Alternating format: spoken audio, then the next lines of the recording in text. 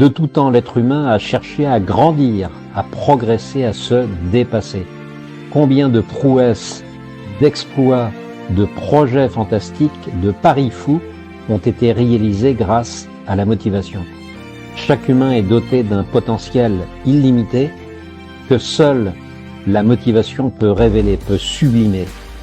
La motivation est une énergie inépuisable disponible en permanence qui peut être transmise. Avec elle, l'impossible devient possible. Bonsoir à toutes, bonsoir à tous. J'espère vous trouver en pleine forme. J'espère que vous allez bien.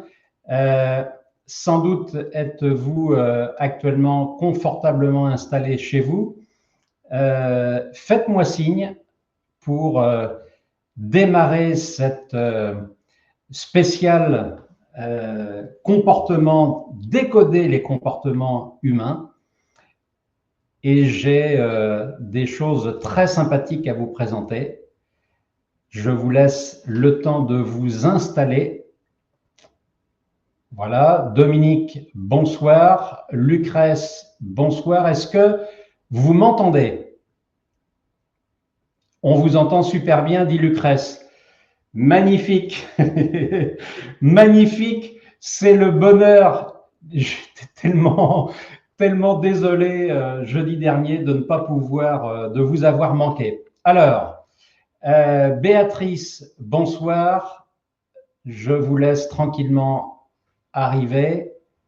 Alors, on va passer 1 heure ensemble et vous allez voir, ça va être ludique parce que j'ai un outil à vous présenter et cet outil, franchement, moi, m'a changé la vie depuis 15 ans maintenant que je le connais. Je me suis formé dessus, c'était en janvier 2010. Et donc, j'ai hâte maintenant de vous le partager, mais je ne veux pas aller trop vite.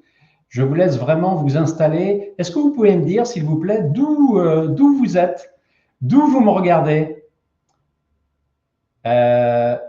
Dominique, il me semble que toi, tu dois être dans le Cher. Alors, il y a des gens que je connais qui étaient là déjà au sommet OSE, le sommet de la motivation, de l'engagement, de l'audace, c'était fin novembre. Lucrèce, voilà. Alors, je voudrais, pour démarrer, voilà, Béatrice, je vois les commentaires tranquillement arriver. Il y a toujours un petit décalage en fait entre la fin de ma phrase, voilà c'est ça, Dominique qui est à Bourges, Béatrice qui est en Maine-et-Loire, Lucrèce, oui c'est ça, Albi dans le Tarn, très bien. Alors on démarre. Et je voudrais tout d'abord vous poser une première question. Marie, bonjour Marie, c'est parti Marie. Ah, je vois quelqu'un qui est à Milan, en Italie. Voilà. Alors, je voulais vous parler tout d'abord de la cohérence dans les comportements. Et j'aimerais, s'il vous plaît, que on est tous confrontés finalement à des situations, à des postures de personnes ou des situations qu'on a du mal à décoder. Et très souvent, j'entends autour de moi, dans la vie tous les jours, pas que chez mes clients, mais dans la vie perso, des personnes qui me disent « Ah ouais, mais c'est pas cohérent. Cette personne n'est pas cohérente. » Je voudrais que, avant de vous donner mon point de vue sur le sujet, je voudrais que vous me disiez si vous rencontrez ce type de situation, pour vous, perso, c'est pas cohérent. Cette personne n'est pas cohérente dans sa posture. Je vous laisse quelques minutes pour y répondre et gamberger sur le sujet et je reviendrai sur vos réponses tout de suite après vous avoir présenté les enjeux. Quels sont les enjeux? Parce que au-delà de cet outil-là que je vais vous présenter maintenant, il y a de véritables enjeux. Des enjeux humains et des enjeux aussi économiques, forcément dans une entreprise. Donc, je vais vous raconter cette anecdote, une histoire vraie. Chez l'un de mes clients, il y a quelques années, on l'appellera Pierre, il est directeur général d'un cabinet d'expertise comptable.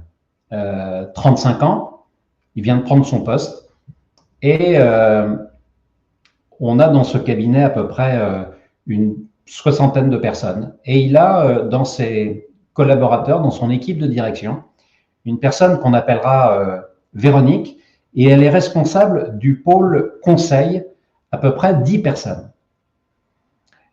Et pourquoi je vous raconte cette histoire? Parce que Pierre me dit que je connaissais d'une expérience professionnelle précédente. Il avait quitté une entreprise et puis rejoint celle dont je vous parle ce soir. Et Pierre me dit, écoute Franck, j'ai un vrai souci avec Véronique. Je crois que ça ne va pas pouvoir coller très longtemps. Et donc, je lui demande de développer un petit peu le sujet. Et il me dit, moi, je n'ai pas le temps toutes les semaines de passer 1 heure avec chaque membre de l'équipe de direction, et puis avec elle en particulier, pour lui expliquer ce qu'il faut faire, les objectifs, etc., etc. Et donc, je lui dis, écoute, je vais voir Véronique, au passage, 25 ans d'ancienneté, elle est plus âgée que lui, mais 25 ans d'ancienneté, vous savez comme moi que quand ça se complique dans une entreprise et qu'on veut se séparer de quelqu'un qui a 25 ans d'ancienneté, il faut se préparer à faire un gros chèque. Et donc, je rencontre Véronique, et Véronique me dit, en fait, Pierre va beaucoup trop vite, et moi j'aimerais qu'il soit un peu plus précis dans ses demandes. La morale de l'histoire, messieurs, dames, c'est que je retourne voir Pierre en lui disant, écoute, est-ce que tu peux passer, pas forcément beaucoup de temps, mais le temps précieux que tu passes avec elle, tu es beaucoup plus structuré, beaucoup plus précis. Et la morale de l'histoire, c'est que Pierre a fait un énorme travail sur lui pour essayer de comprendre comment fonctionnait précisément Véronique, et Véronique a fait la même chose de son côté. Voilà trois étapes, messieurs, dames, sur lesquelles je voudrais un petit peu insister ce soir. Je vous les mets ici dans ce bandeau, 3 temps. Comprendre comment fonctionne l'autre, accepter que l'autre puisse avoir un mode de fonctionnement différent, et enfin, s'adapter. Cet effort-là a permis à Pierre et à l'entreprise d'éviter de faire précisément un gros chèque. Voilà, maintenant, je vais rentrer un petit peu plus dans les détails avec cet outil que je voudrais vous présenter ce soir. Donc, vous voyez l'enjeu, hein, on fonctionne tous de manière différente, mais on n'a pas le même câblage de cerveau. Si ton interlocuteur est anglais et qu'il ne parle pas un mot de français et que tu veux te faire comprendre de lui, ben, tu as évidemment intérêt à te mettre à l'anglais. Et réciproquement. Alors maintenant, je voudrais revenir sur les commentaires que vous avez peut-être laissés. Je lis Lucrèce. Oui, incohérence entre le dire et le faire dans l'envie et l'action. Est-ce que j'ai d'autres commentaires? Je n'en vois pas d'autres pour le moment. Alors, moi, mon point de vue, c'est qu'il y a toujours cohérence. Et pour moi, la cohérence, c'est un grand puzzle et la situation ou le comportement, la posture d'une personne nous apparaît incohérente dès lors qu'il nous manque plusieurs pièces à ce puzzle. Et moi, ça m'est arrivé plein de fois, et à vous aussi, j'en suis sûr. Et lorsque les pièces manquantes arrivent dans le puzzle, vous vous dites, mais bien sûr, ça y est, j'ai compris. Donc en fait, pour moi, la cohérence existe toujours. Simplement, ce qu'il nous manque au moment où on constate une situation ou un comportement, c'est quelques pièces au puzzle. Alors, on va maintenant aller plus avant sur l'outil et je vais vous demander de préparer, j'aurais pu vous le demander d'ailleurs un peu plus tôt, papier-crayon. Vous allez avoir besoin, messieurs, dames, d'un papier et d'un crayon. Donc, je vous présente cet outil et l'objet, c'est que vous allez y voir beaucoup plus clair sur comment vous fonctionnez et puis, évidemment, comment fonctionnent aussi les personnes qui sont autour de vous. Donc, c'est vrai dans la vie en général, à la maison, comme au travail. Alors, je vais vous présenter un certain nombre de slides et on va commencer par celui-ci. Le plus difficile à faire changer, je ne parle même pas des autres, hein, parce qu'on ne peut pas faire changer les autres. En revanche, on peut soit changer ses propres habitudes. Donc, le plus difficile, c'est de changer ses propres habitudes. J'y pense presque tous les matins, sans doute comme vous, lorsque je prends mon petit déjeuner et vous avez remarqué, hein, quand vous vous levez le matin, on a tous globalement les mêmes habitudes. On fait tous globalement la même chose. Il y a une personne dans ce métier que j'apprécie beaucoup qui s'appelle Mélinda Limoges, qui est une spécialiste en neurosciences. Et en fait, Mélinda, que j'avais reçue dans une autre masterclass l'an passé et dans le sommet OSE fin novembre, Mélinda explique très bien que en fait, notre cerveau n'aime pas se fatiguer et il a une fâcheuse tendance à être toujours à l'économie. Et donc, réfléchir, ça fatigue. Changer ses habitudes, ça fatigue. Donc, en fait, le cerveau se met le matin en mode pilotage automatique. Voilà donc ce que je voulais vous dire ici, c'est le plus difficile à changer, ce sont nos habitudes. Et on peut changer nos habitudes à partir du moment où on peut changer, oui, un mode de fonctionnement, en tout cas, on peut pas le transformer véritablement à 100%, mais on peut le modifier en ayant accès, en mettant de la conscience précisément sur comment on fonctionne. Et là, je suis sur le deuxième mot, les pensées. Si je pense différemment, je peux modifier mes habitudes. Et tout cela est visible dans ma posture, vous voyez, dans les comportements. Les comportements, c'est la partie visible que les autres voient très bien de l'extérieur, forcément. Je marche, je travaille, ma manière de réagir, ma manière d'être agressif, ma manière peut-être d'être un peu en self-control, tout ça, les autres le voient. Et on se dit, mais très souvent, mais je me connais très très bien. J'ai pas de soucis. Et en fait, on s'aperçoit que les autres ont très souvent une autre image de vous, une image qui est souvent très exacte. Voilà, messieurs, dames, j'espère que je ne vous ai pas perdu. Je vous invite évidemment, hein, j'ai toujours un œil sur les commentaires, je vous invite évidemment à réagir et à poser des questions en direct, hein, c'est ça aussi l'intérêt, si vous le souhaitez, et je me ferai un plaisir de répondre. Voilà, donc, premier slide, le plus difficile à changer, ce sont donc les habitudes.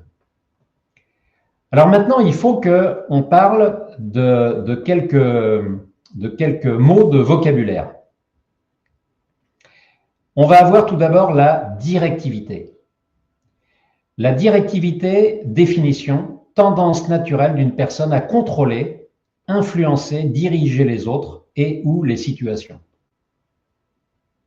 Et à ce jeu-là, on est plus ou moins directif. Vous voyez ici l'échelle. Lorsque j'avais fait cette formation, une personne qui était dans le groupe, hein, donc j'étais participant, et un autre participant posait la question en disant, mais est-ce que vous pouvez m'expliquer pourquoi vous avez 25, 25, 25 ? Et la réponse du formateur, qui connaissait très bien l'outil, avait dit, ben, en fait, aujourd'hui, sur cet outil qui s'appelle IDI, sur lequel donc on travaille en ligne, à l'époque, à peu près 100 000 personnes avaient répondu déjà au questionnaire et étaient enregistrées dans la base de données. Et en fait, il y avait des gens qui étaient souvent directifs, 25% pour un quart, peu directifs pour un autre quart, et puis ce que j'appellerais la nuance de gris un peu entre les deux, la directivité. Voilà, ça c'est le premier mot. Dans nos postures, la directivité. On est plus ou moins directif. Deuxième mot à noter, c'est la sociabilité. Définition que vous avez ici. Et au passage, sitôt la masterclass terminée, vous recevrez un lien vous permettant d'avoir accès à une synthèse, à un e-book que j'ai spécialement réalisé pour cette masterclass. Donc, vous allez retrouver tous ces mots-là. Sociabilité, tendance naturelle d'une personne à créer rapidement des relations de proximité avec les autres. Ça vous est certainement arrivé, vous êtes, imaginez, invité à un mariage et vous arrivez un petit peu à la bourre, comme on dit, à ce mariage, et vous êtes au fond de la pièce, et là s'offre à vous, dès lors qu'on vous a offert une petite coupette, vous avez là le choix d'aller voir des personnes que vous n'avez jamais vues. Les mariés sont vraiment tout au fond, donc vous ne voulez déranger personne. Et la question que je vous pose, c'est est-ce que vous allez aller volontiers vers et discuter avec votre coupette vers des personnes que vous ne connaissez pas, ou est-ce que vous allez discuter avec la personne qui vous accompagne, votre ami, votre conjoint? La sociabilité. Donc à ce jeu-là, il y a des gens qui vont facilement vers les autres et des personnes qui sont un peu plus réservées. La directivité, je viens là sur un exemple. Je me souviens, il y a quelques années, j'étais en vacances avec ma femme et un couple d'amis au Portugal. On ne refera jamais cette sortie avec eux, au passage. Et pourquoi je vous raconte cette histoire? Parce que nous voilà à 7 heures du matin installés tranquillement sous la tonnelle. Portugal, au mois d'août, il fait très chaud, on dort mal. Donc, 6h30, 7h, on est déjà sous la tonnelle à prendre un café. Et là arrive notre ami et il a une énergie vraiment débordante, arrive auprès de nous et nous dit « Bonjour Franck, comment vas-tu? Bonjour Elisabeth », on se fait la bise, bon. Et il nous dit « Je sais ce qu'on va faire aujourd'hui. On va aller, j'ai regardé le guide du routard, on va aller visiter le port, on va aller manger du poisson grillé sur la plage, etc., etc. » Vous voyez la définition de la directivité? Vous avez comme ça des gens qui vont imposer leur programme. Comment auriez-vous réagi? Est-ce que ça vous aurait agacé? Et imaginez au travail des gens qui vous disent toujours ce qu'il faut faire. À ce jeu-là, on est tous différents et il y a des gens qui n'accepteraient pas ça. Et là, on a en germe une tension, peut-être un futur conflit. La sociabilité, c'est encore autre chose. C'est là vraiment aussi une tendance naturelle, ce n'est pas une capacité, c'est une tendance naturelle à aller vers les autres. Et à ce jeu-là, il y a des gens qui ont du mal à aller spontanément vers les autres. Ils peuvent le faire, mais ça va leur coûter un effort et beaucoup d'énergie. Je vais passer maintenant au slide suivant. Surtout, vous me dites si vous avez besoin d'un éclairage. Alors, ici, on va mettre, vous voyez, la directivité en haut, selon cet axe, souvent directif et peu directif. L'axe horizontal. Vous avez ici un axe vertical, relationnel fort, relationnel faible. Et donc, on fait comme à la bataille navale, on va croiser ces deux dimensions, la directivité et le relationnel, ou encore la sociabilité. J'aurais pu mettre sociabilité. Je vais maintenant vous présenter les 4 profils avec des anecdotes. Donc, on va commencer par la couleur un peu ici, fuchsia, un peu rose. On a là des gens, donc, vous voyez, si j'ai cette ligne ici verticale et une ligne horizontale, donc on a des gens qui sont souvent directifs et qui ont un relationnel fort. Évidemment, c'est un PowerPoint, hein, donc on a ici à chaque fois 5 adjectifs qualificatifs. Vous avez des gens ici qui sont créatifs, stimulants, enthousiasmants, amusants, spontanés. Quand on était gamin, on a tous fait, je pense, des courses d'orientation en forêt. Donc imaginez, on est en forêt et on est dans une clairière avec les chemins forestiers, vous savez, en étoile. Et là, le groupe de 5, hein, c'est une course d'orientation, le groupe de 5 est en train de se dire, mais où est-ce qu'on est perdu? Qu'est-ce qu'il faut faire? Aller devant, sur les côtés, on est perdu. Et là, il y en a un qui dit, je sais ce qu'on va faire, on va aller par là. Et en fait, il le dit avec tellement d'assurance que tout le monde a envie de le croire. Donc, on le suit. Et il se trouve là que c'est une personne plutôt qu'on a envie de suivre, plutôt sympathique, souriante, et on dira, vous voyez, créatif, stimulant, enthousiasmant, amusant, spontané, directif, avec le sourire. On dira un peu plus tard, la main de fer dans le gant de velours. Il sait, ou elle, sait très bien ce qu'elle fait et où elle veut aller. Je ne parle pas de la direction, mais dans sa tête. C'est très important pour elle de maîtriser les choses et d'emmener les gens avec elle.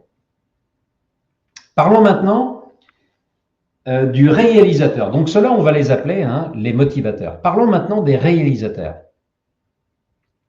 Les réalisateurs, on dira d'eux qu'ils sont la main de fer sans le gant de velours.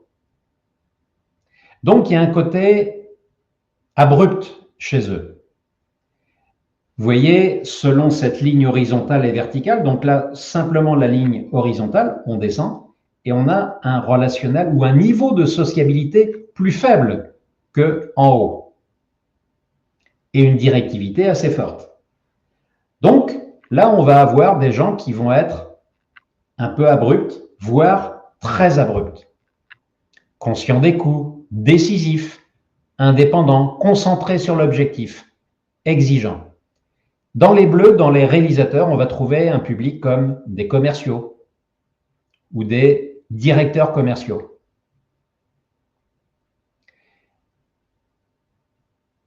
Voilà, ça c'est pour les réalisateurs. Donc, vous voyez bien la différence entre le motivateur et le réalisateur.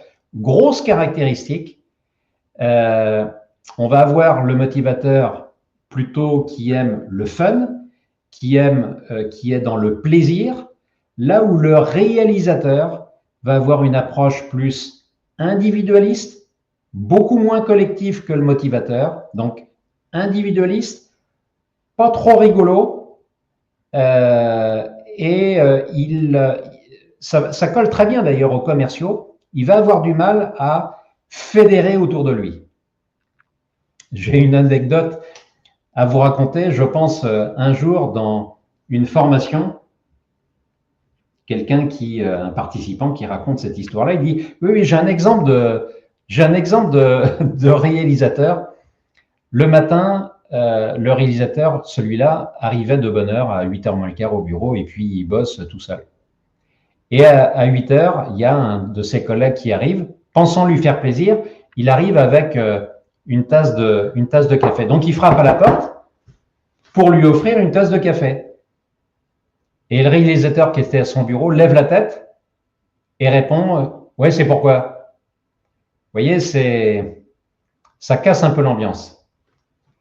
Parlons maintenant d'un troisième profil, les verts, les méthodiques.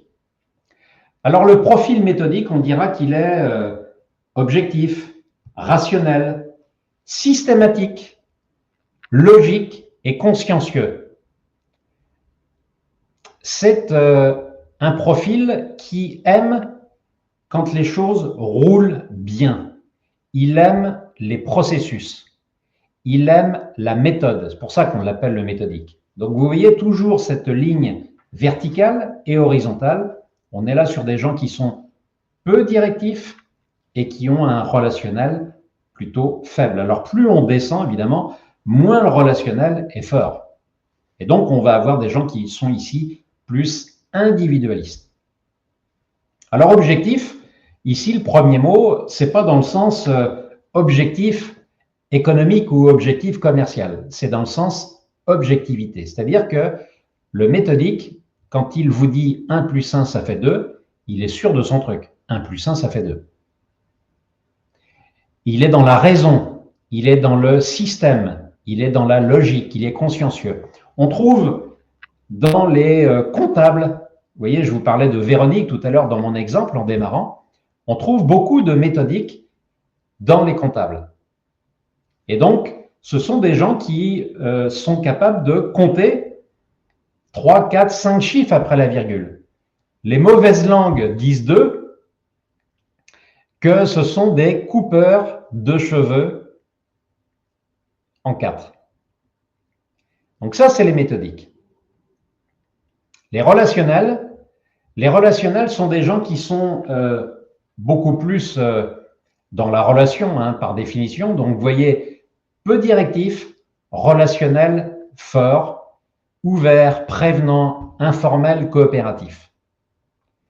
Ce qu'il ne faudrait pas, c'est l'une des erreurs souvent à éviter quand je présente cet outil, et j'attire l'attention donc de mes clients là-dessus en disant attention, les jaunes, ce ne sont pas les gentils et les bleus, ce ne sont pas les méchants. C'est beaucoup plus compliqué que ça. Hein, on va trouver dans les relationnels des personnes qui vont être, j'ai des clients qui sont en milieu hospitalier, des infirmières, on va avoir des gens comme ça, hein, dans le relationnel. Des gens qui vont aussi être dans le commerce. Voilà. Voilà donc pour le côté pile du profil, la face éclairée, je dirais, de la Lune. Maintenant, il y a le côté face, c'est-à-dire les défauts.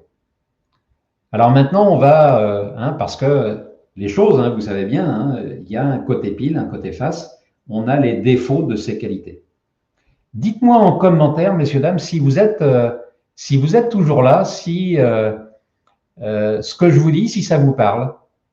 Voilà, n'hésitez pas, j'attends vos remarques et vos commentaires et peut-être même des questions.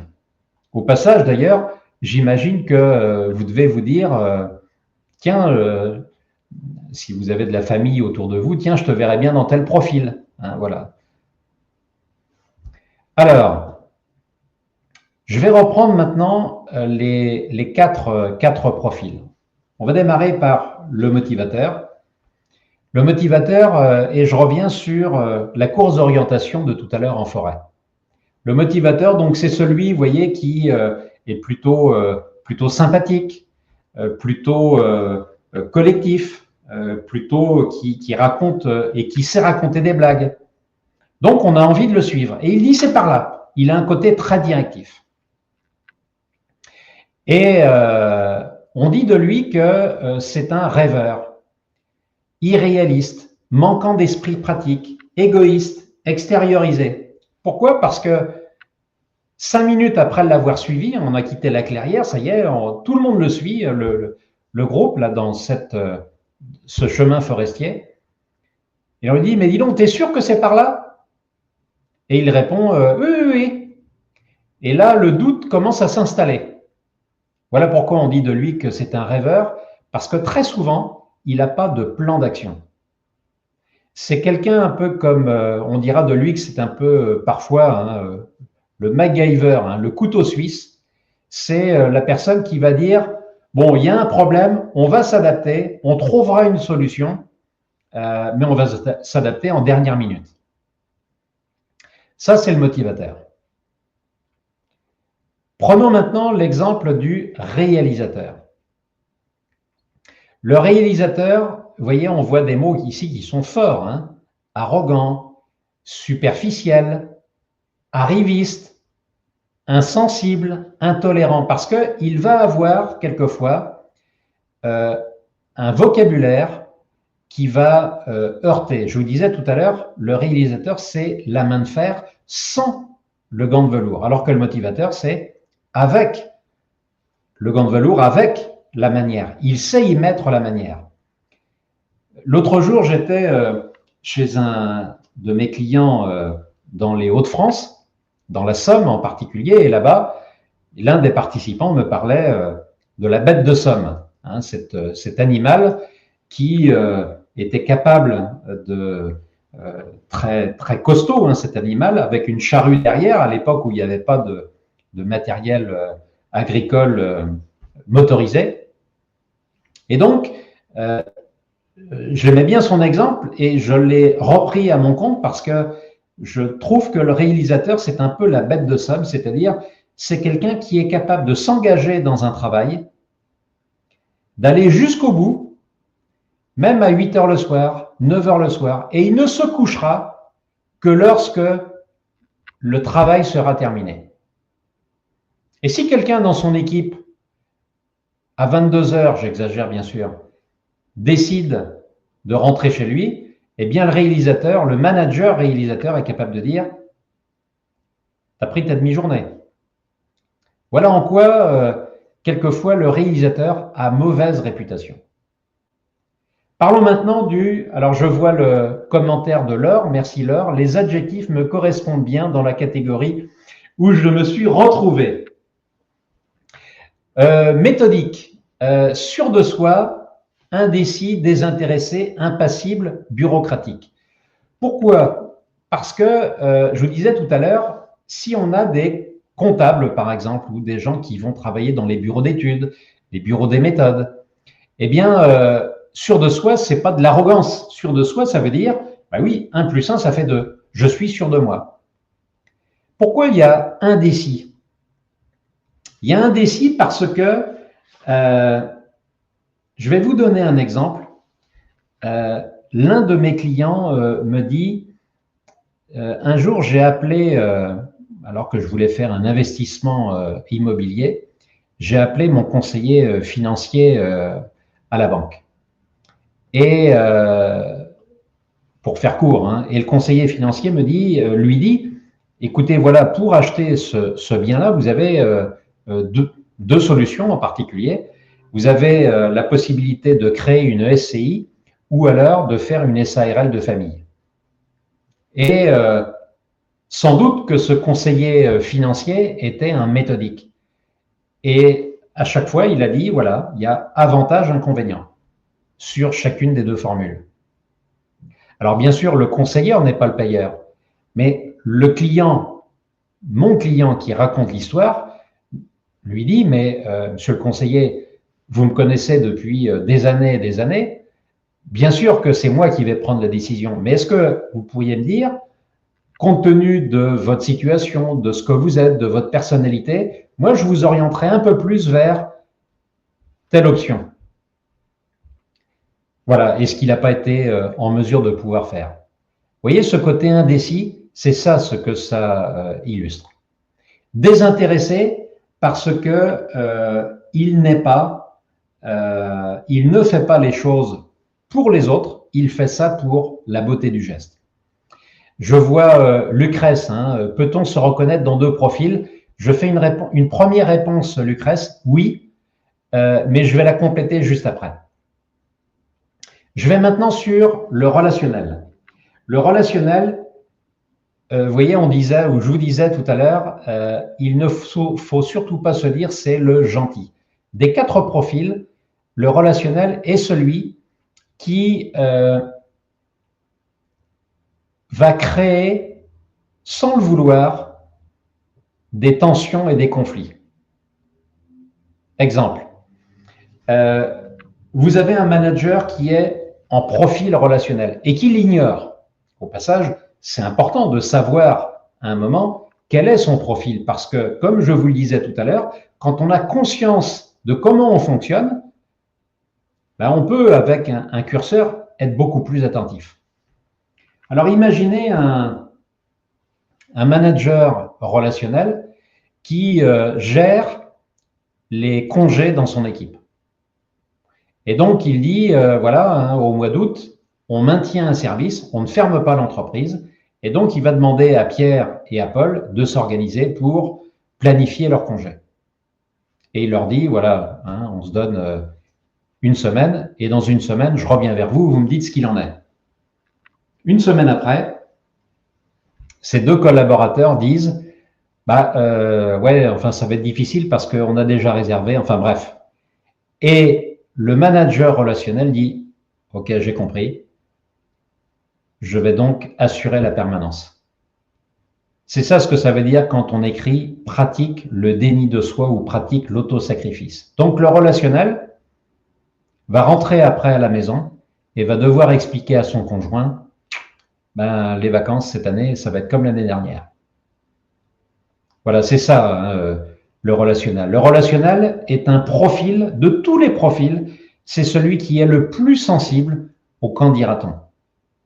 Et il va parfois, dans des réunions, avoir beaucoup de difficultés à exprimer son avis, à exprimer son opinion, parce que justement, il a toujours l'appréhension de savoir comment ça va être perçu, et ce qu'il ne veut pas, c'est que les autres pensent de lui que c'est une mauvaise personne.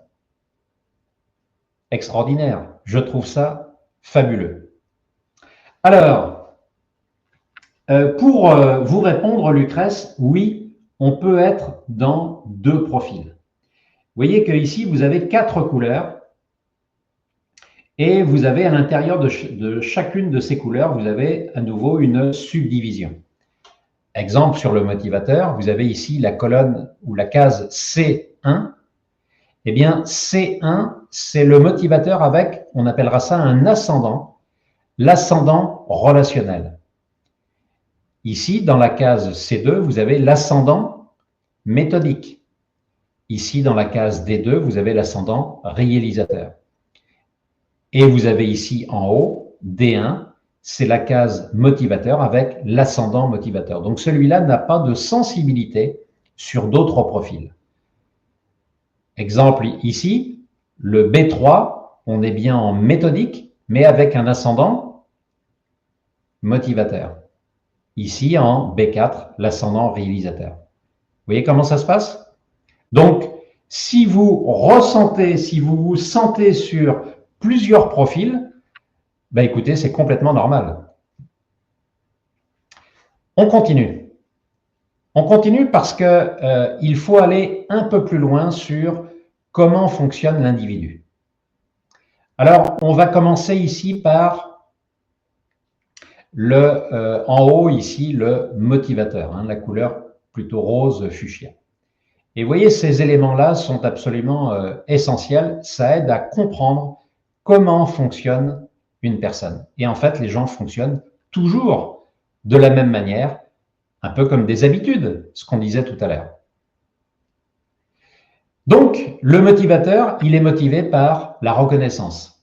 Alors, si vous avez travaillé à un moment sur la pyramide de Maslow, vous pourriez dire, oui, enfin, il n'y a rien de neuf. Tout le monde est motivé par la reconnaissance. C'est vrai, mais le motivateur, beaucoup plus que la moyenne. Et le motivateur, ça peut vous paraître curieux, il est profondément égoïste. C'est-à-dire qu'il va, à l'excès, tirer toujours les couvertures à lui. Ses priorités, les couvertures, ou se mettre sur les projecteurs vers lui. Ses priorités, les défis, les projets. Chez lui, il y a plein d'échafaudages. Et ce que parfois on peut lui reprocher, c'est de lancer des projets, parce que c'est ça qu'il aime, mais il a du mal à aller jusqu'au bout. Il cherche un soutien pour lui-même, il veut être félicité. Lors de conflits, il attaque. Vous voyez qu'il le prend vraiment sur lui et il n'aime pas l'inactivité et la routine. Vous vous souvenez de l'exemple que je vous donnais tout à l'heure au début de cette masterclass avec Pierre dans ce cabinet d'expertise comptable? Pierre, 35 ans. Eh bien, j'ai fait son profil et c'était un motivateur. Allons maintenant sur le vert, le méthodique. Et vous vous souvenez de Véronique, sa collaboratrice, qui est responsable du pôle conseil. Véronique, son profil est vert, c'est-à-dire méthodique. Motivé par la logique, ses priorités, les stratégies, les plans d'action, elle aime les choses claires, elle aime quand ça roule, elle veut être précise, et c'est ce qu'on lui demande d'ailleurs dans son métier. C'est une vraie qualité. Mais vous voyez le câblage de cerveau entre le profil motivateur qui ne sait pas qu'il est motivateur et l'autre profil, la collaboratrice, qui a du mal à comprendre quelqu'un qui ne lui donne pas de consignes claires, qui est le motivateur, c'est le couteau suisse, hein, ce que je vous disais tout à l'heure, bah, évidemment, ça ne pouvait pas marcher. Sauf si chacun, et je refais circuler le bandeau, sauf si chacun comprend comment il fonctionne, accepte son mode de fonctionnement et s'adapte à une personne qui ne réfléchit pas comme elle, qui ne fonctionne pas comme elle. Je continue sur le profil méthodique. Il veut être donc précis. Lors de conflits, il argumente, premièrement, deuxièmement, troisièmement, et il n'aime pas les surprises. Exemple, vous animez des réunions régulièrement, vous n'êtes pas méthodique, et plusieurs jours avant, hein, c'est une règle que vous vous donnez, vous envoyez l'ordre du jour. Et les méthodiques, qu'est-ce qu'ils vont faire? Ben, ils vont préparer la réunion de manière à ne pas être mis un peu en défaut et de manière à avoir peut-être la réponse, en tout cas à participer activement à la réunion. Sauf que vous démarrez la réunion et vous dites, exceptionnellement, aujourd'hui, on va changer notre ordre du jour. Et alors là, vous voyez les méthodiques qui commencent à pâlir parce que vous leur demandez de participer à une réunion qu'ils n'ont pas préparée. Et évidemment, tout ça est générateur pour eux de stress. Et si ça se prolonge un peu trop, ça va générer possiblement des tensions et des conflits. On va maintenant sur un autre profil, le relationnel. Regardons donc le jaune, comment il fonctionne le relationnel. Le relationnel, il aime, et vous voyez, ce n'est pas une surprise, l'amitié. Ses priorités, c'est les relations. Il cherche un soutien pour ses sentiments, il veut être apprécié. Lors de conflits, il fuit et il n'aime pas l'insensibilité et l'impatience. Et donc, de tous les profils, c'est très certainement celui qui va vivre le plus difficilement des tensions. Vraiment, il ne sera pas à l'aise. Pour lui, ça va vraiment être une dépense d'énergie colossale. Et donc, quelqu'un qui est en permanence perturbé parce que autour de lui, il y a des tensions, de l'animosité, eh bien, c'est une personne qui aura beaucoup de mal à se concentrer et à bien faire son travail. Regardons maintenant le réalisateur. Sans surprise, hein, je vous disais tout à l'heure, les réalisateurs, on en trouve beaucoup chez les commerciaux. Donc, il est motivé par les résultats. Il a un côté obsessionnel sur les résultats. Il a, on pourrait dire, un peu un leitmotiv, hein, quelque chose qu'il a en permanence en tête. On n'est jamais mieux servi que par soi-même. Ses priorités sont les objectifs. Il cherche un soutien pour ses objectifs. Hein, il a un côté, vous voyez, Napoléon sur le pont d'Arcole. Hein. Allez tous derrière moi, on y va. Il veut être responsable. Lors de conflits, il se bat. Parfois même, d'ailleurs, il va chercher la petite bête pour voir à qui il a affaire. Et il n'aime pas l'inefficacité et l'indécision. Voilà, ça c'est une vraie caractéristique du réalisateur.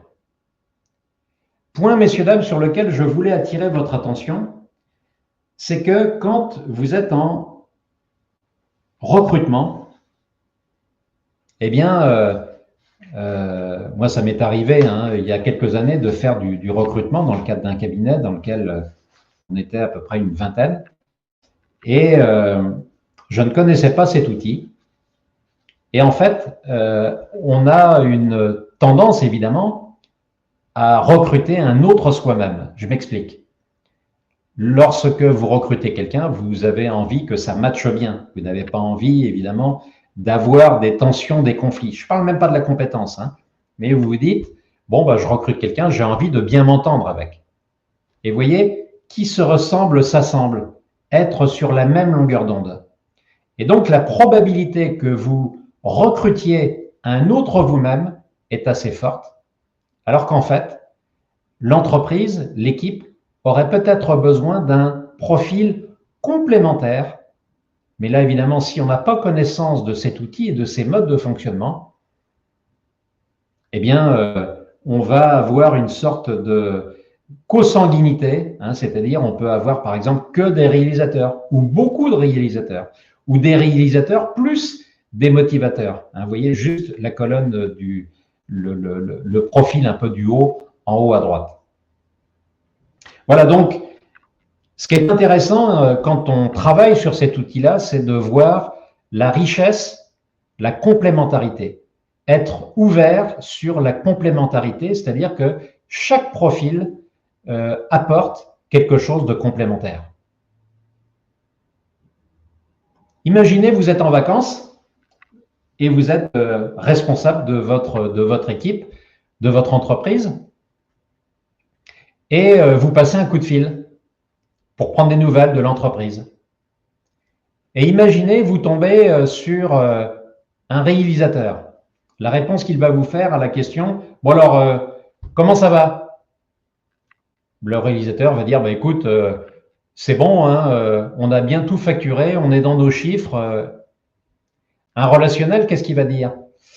Il dit, tu sais, depuis que tu es parti, là, il y a quand même un peu de tension entre Pierre et Paul.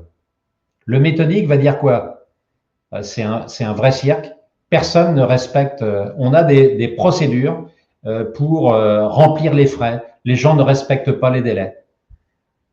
Vous voyez, selon le profil qui va répondre à votre question, vous aurez des réponses qui seront différentes. Alors peut-être que justement, il faut appeler 4 profils différents pour s'approcher à peu près de la vérité, d'avoir une idée un peu plus précise de comment va l'entreprise pendant. Voilà maintenant 4 mots que vous allez retrouver aussi dans l'e-book que vous allez recevoir dans quelques minutes. 4 mots qui résument bien les 4 profils. Le motivateur, ce qu'il aime, c'est être accepté. Et vous voyez, c'est marqué ici les motivations profondes. C'est-à-dire que les individus stressent, ça c'est un point très important, les individus stressent, et les motivateurs en particulier, quand ils ont le sentiment de ne pas être acceptés. Le relationnel stresse quand il a le sentiment de ne pas être apprécié. Je dis bien le sentiment, c'est une perception. Le méthodique, quand il ne comprend pas, vous vous souvenez, la logique. Et le réalisateur, quand il stresse, quand les choses, de son point de vue, lui échappent. Quand il n'est plus dans la maîtrise. Voilà, ça c'est un point effectivement qui est important à garder en tête et qui vous permet d'identifier de savoir un peu à qui vous avez affaire. Dernier mot de vocabulaire que je voulais, troisième dimension plus exactement que je voulais vous présenter, c'est flexibilité. Donc, vous vous souvenez, premier mot, sociabilité, ou le relationnel, c'est une tendance naturelle. La directivité, là aussi, c'est une tendance naturelle. Donc, sociabilité, directivité. Troisième mot, flexibilité. C'est une capacité, on va parler d'une capacité à adapter son comportement pour mieux répondre aux besoins des autres ou des situations. Alors, vous avez ici ce schéma hein, qui illustre, c'est-à-dire que plus, vous voyez, hein, on est ici sur 1%, 50%, 100%, plus vous êtes flexible, plus vous gagnez en coopération, en collaboration, en efficacité dans cette coopération. Et vous voyez ici, à l'aplomb de cette flèche, vous n'êtes pas sur le 100%. Donc en fait, la flexibilité à 100% n'est surtout pas souhaitable parce qu'il faut bien, comme on dit, des bornes aux limites. Un manager qui serait flexible en permanence serait évidemment très inquiétant, très insécurisant. Donc cette notion de flexibilité. Et dernier slide là, que je voulais vous présenter, parce que ça coûte en énergie, hein. Lorsque vous êtes focalisé sur les besoins des autres, vous donnez de l'énergie aux autres, mais évidemment, ça vous prend beaucoup d'énergie. Et lorsque vous êtes focalisé sur vos propres besoins, ce qui est le cas pour beaucoup de gens qui n'ont pas conscience de ça, eh bien, vous imposez des exigences aux autres, mais vous prenez aussi de l'énergie aux autres, vous leur demandez de faire un effort. J'aime beaucoup cette expression à l'école, j'avais appris ça comme vous, hein, mettre de l'eau dans son vin, faire un effort, être flexible, ben nous y voilà. Et c'est tellement difficile lorsque l'on est justement un peu stressé, un peu fatigué, c'est très difficile d'être flexible. Au passage, en situation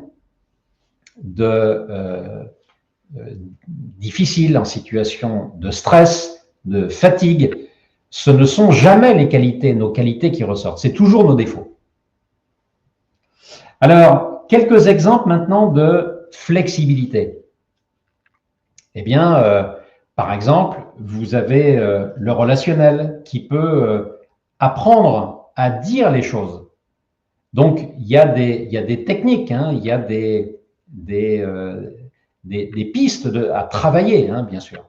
Donc, le relationnel, ça va être de dire les choses, apprendre à se détacher du qu'en dira-t-on, oser dire les choses sans avoir peur du point de vue des autres. Le méthodique, lui, il peut gagner en flexibilité justement en essayant de prendre de la hauteur, d'être moins sur les 3 chiffres après la virgule, raisonner plutôt en dizaines et d'être moins coupeur de cheveux en 4. Le motivateur, lui, c'est apprendre à être un peu plus structuré, à préparer les choses, à moins faire confiance à son talent parce qu'il croit que son talent va suffire pour régler telle ou telle situation. Donc, c'est parfois difficile de suivre un motivateur. Et puis, le réalisateur, eh bien, c'est de gagner en sociabilité, d'apprendre aussi à accorder aux autres plus de temps, à être moins perso, à être plus en collectif. Avez-vous des questions, messieurs, dames, sur ces profils? Et puis, je vais aborder maintenant la conclusion parce qu'on peut se dire, et maintenant, qu'est-ce que je fais? Donc, je vous en prie, si vous avez des questions, on a encore quelques minutes ensemble. En fait, je m'aperçois qu'on aurait pu prévoir une demi-heure de plus, hein.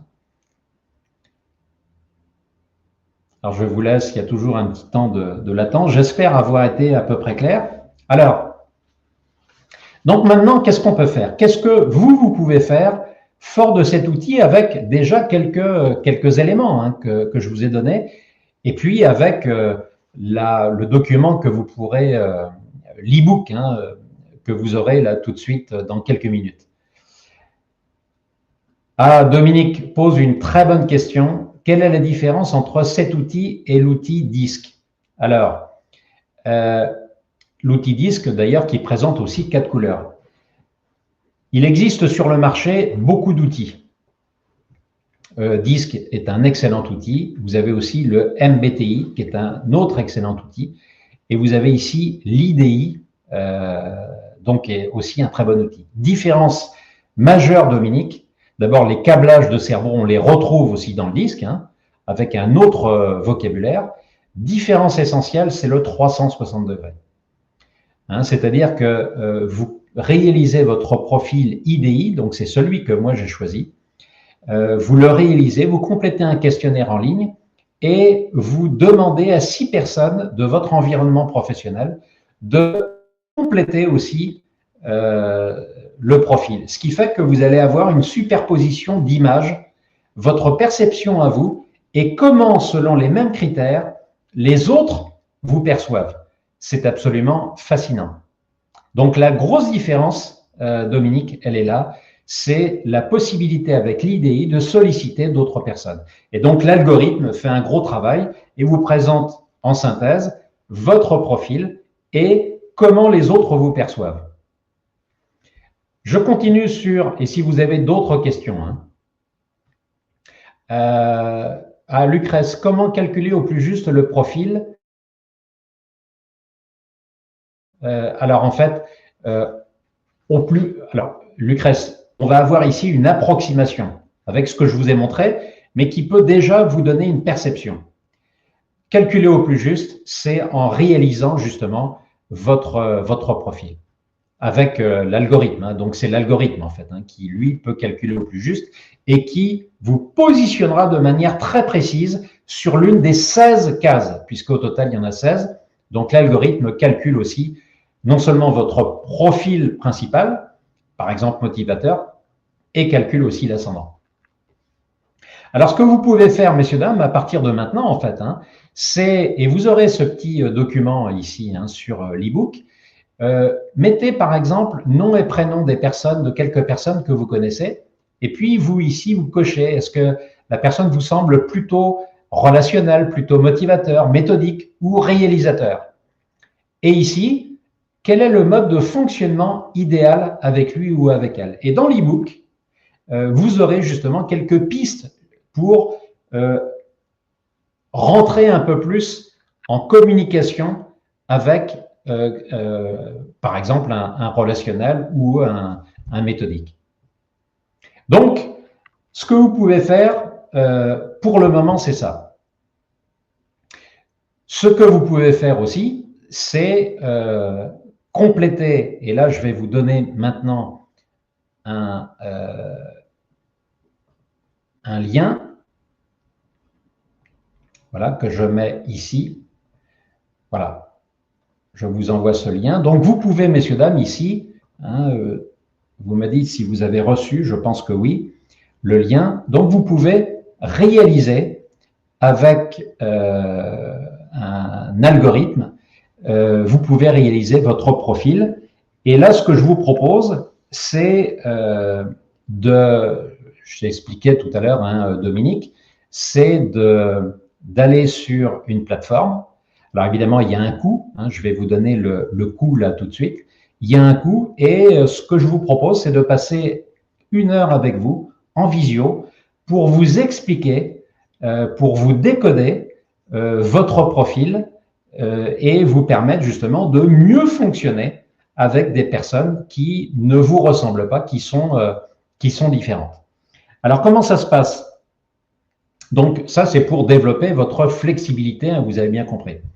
Alors, vous avez ce dont je vous parle ici, la réalisation du profil, coûte 309 €. Je vous parle ici en hors taxe. 309 €. Mais spécialement pour cette masterclass, je vous propose le profil à 247 €. Alors, excusez-moi, ça fait un peu marchand de tapis, mais c'est un outil vraiment qui va vous aider à développer et qui va vous aider à anticiper des tensions, des conflits et même les régler. Donc là, je vous parle en hors taxe, 309 € hors taxe, mais jusqu'à demain midi, ce profil est à 247 €, moins 20%. Et en TTC, pour les personnes qui ne sont pas dans une entreprise, en TTC, on est à 296 € et 40 centimes.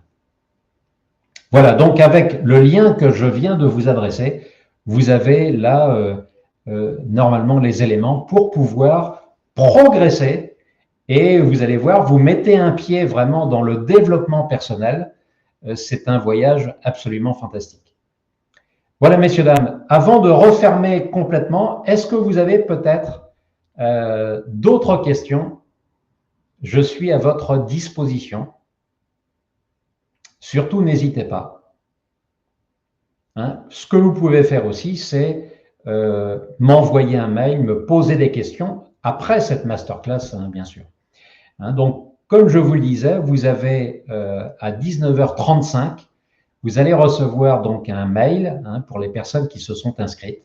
Vous allez recevoir un mail dans lequel vous pourrez télécharger l'e-book dont je vous ai parlé tout à l'heure, qui est vraiment un bel outil déjà de travail pour prolonger cette réflexion. Et puis, si vous souhaitez réaliser votre profil avec l'algorithme, hein, en ligne et en sollicitant 6 personnes de votre environnement professionnel, je dis professionnel parce que ce qu'il ne faut pas, c'est mélanger, qu'il y ait de l'affectif. Donc, en professionnel, a priori, il y a beaucoup moins d'affectif. Voilà, messieurs, dames, on va se quitter. Je vais vous souhaiter une excellente soirée. Je suis super content d'avoir eu mon micro, que le micro fonctionnait bien.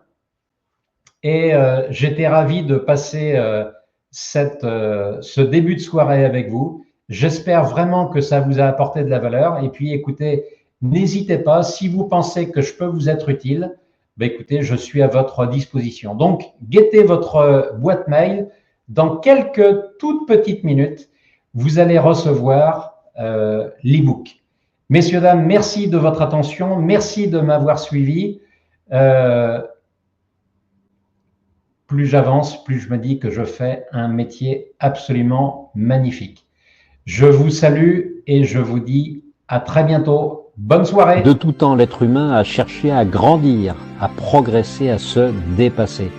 Combien de prouesses, d'exploits, de projets fantastiques, de paris fous ont été réalisés grâce à la motivation. Chaque humain est doté d'un potentiel illimité que seule la motivation peut révéler, peut sublimer. La motivation est une énergie inépuisable disponible en permanence qui peut être transmise. Avec elle, l'impossible devient possible.